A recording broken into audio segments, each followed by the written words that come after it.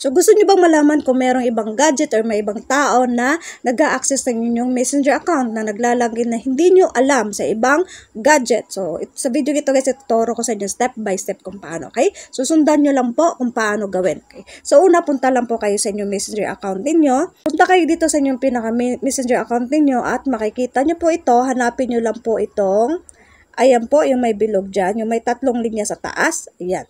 So, click lang po ninyo yan. Pag-click nyo po, dito po kayo mapupunta, okay? So, dito, hanapin nyo lang po nung nasa taas, yung may gear icon. Ayan. Click lang po natin yan.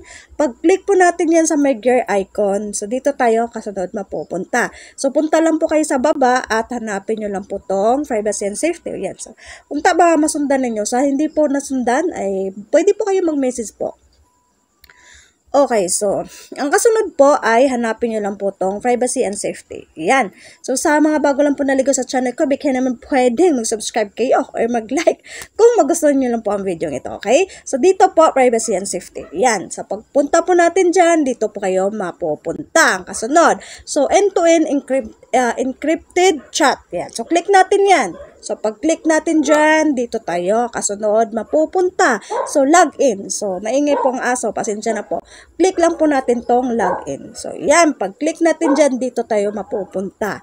Okay? So, dito, click nyo lang po tong, hanapin nyo po tong where you login. So, click natin tong where you login. So, pag-click na to dira, direta maadto, no? So, dito, makikita nyo po dito lahat ng mga gadget na naka-login sa Messenger account niyo. So, halimbawa may makikita kayo dyan na gadget na hindi naman sa inyo, ay pwede nyo pong i-log out yan, okay?